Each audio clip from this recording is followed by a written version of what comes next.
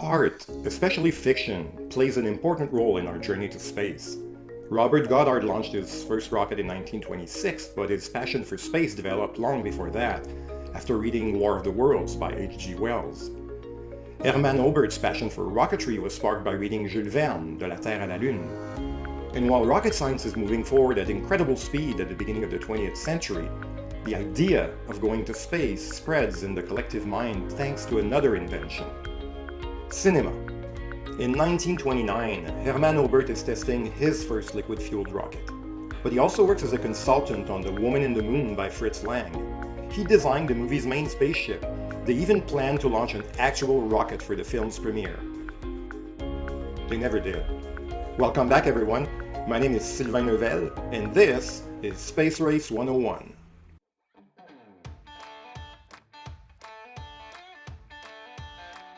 What makes a rocket a rocket?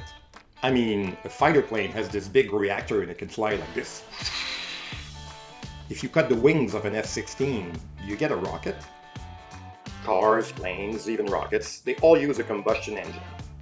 Combustion, I know you all remember from school, is a chemical reaction that requires two things: fuel, like the wood in this match, and an oxidizer, like the oxygen in the air.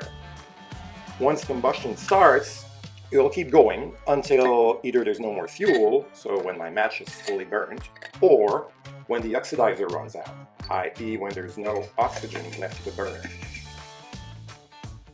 Your car, unless it's electric, airplanes, chainsaws, even an F-16, use the air around them as an oxidizer. If they go high enough, their engines will shut down because there's not enough oxygen to sustain combustion. A rocket, on the other hand, carries its own oxidizer, so it doesn't need air. In the early days, the fuel is usually kerosene, and the oxidizer is liquid oxygen, or LOX. Okay, but how does it fly? Does it push against the air below? How would a rocket fly in space? Rockets use what's known as Newton's third law. You know that one. Every action has an equal and opposite reaction. In other words, if you apply a force against something, that something applies an equal force in the opposite direction. Imagine you're on a small boat that's full of bricks, because you really like bricks, and you throw one hard behind the boat. You're applying a force to the brick in one direction, and the brick is applying an equal force to you in the opposite direction. Because friction keeps your feet on the deck, your little boat will move forward a bit. That's how rockets fly, except they throw a lot harder. Rockets expel burning gas at incredible speed. The rocket pushes down on its exhaust, and the exhaust pushes the rocket upwards. Voila! Now all we need is to build one that can reach space, and I know just the place. Willkommen in Berlin!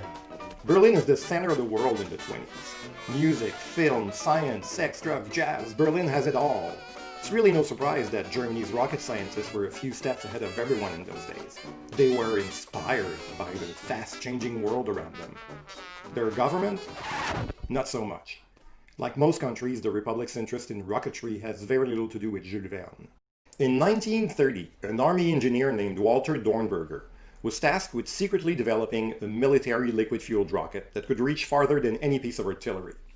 2 years later, he recruited a promising 21-year-old student named Wernher von Braun. Then Hitler took power. By 1937, Dornberger and von Braun are both members of the Nazi Party. They transferred their work to Peenemünde in northern Germany, where they built weapons for Hitler. Their claim to fame will be this rocket, the Aggregat 4, or A4. That sounded too technical, so they gave it a cooler name, the V2. Yeah, I know, but the V stands for vengeance, so. On October 3rd, 1942, a V2 rocket with this particular paint job successfully launched from Peenemünde and reached an altitude of 84.5 kilometers. It became the first human-made object to reach space. And that's how Hitler won the space race. Thank you all for watching. What? It's a race to space. Alright, maybe we can race a little higher. In our next episode, we'll see what happened after the war. We're not quite done with the V2 or the Nazis yet. Please pre-order a history of what comes next from your favorite local bookstore. I'll see you soon.